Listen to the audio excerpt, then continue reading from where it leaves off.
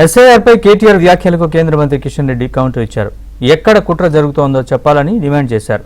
బాధ్యతారాహిత్యంగా మాట్లాడొద్దని హెచ్చరించారు. బీజేపీ వాళ్ళు వచ్చినాక వాళ్ళకు కొన్ని పిచ్చి పిచ్చి ఆలోచనలు ఉంటాయి. ముస్లింలు మాకు ఓట్లు వేయరు, క్రిస్టియన్లు మాకు ఓట్లు వేయరు, కాబట్టి వీళ్ళని కట్ చేయాలి, వాళ్ళకు ఒక ఆలోచన ఉంది.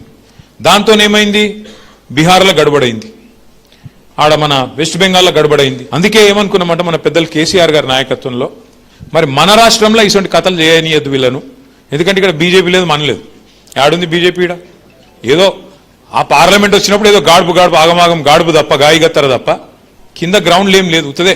నరేంద్ర మోడీ గారు ప్రతి బూత్కు రాడు. కేంద్ర ప్రభుత్వ ఎలక్షన్ కమిషన్ బూత్లో ఇంటింటికి తిరగాడు. బీజేపీ కార్యకర్తలు తిరగరు, ప్రభుత్వ అధికారులు తిరుగుతారు. అన్ని రాజకీయ పార్టీల యొక్క ఏజెంట్స్ అక్కడ ఉంటారు. ఏ గ్రామంలో కుట్ర జరిగే అవకాశం ఉందో చెప్పాలి, సవాల్ చేస్తా ఉన్నాను. ఏ పోలింగ్ బూత్ లో కుట్ర జరిగే అవకాశం ఉందో బీఆర్ఎస్ నాయకుడు చెప్పాలా. మీరు మీ పోలింగ్ బూత్ ఏజెంట్స్ ను పోలింగ్ బూత్ పంపండి.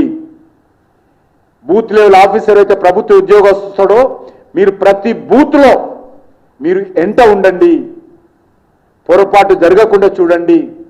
అంతే తప్ప రాజకీయపరమైనటువంటి ప్రకటనలు పరిమితం కాకండి. ఎలక్షన్ కమిషన్ బురద జల్లే ప్రయత్నం చేయకండి. ఎవరైనా రోహింగ్యాలు కానీ బంగ్లాదేశ్ వాడు కానీ ఈ దేశ భారతీయుడు కానటువంటి వాళ్ళు ఎవరైనా ఉంటే ఒక్కొక్క ఓటు వెతికి తీయాలని అధికారులను కోరుతా ఉన్నాను.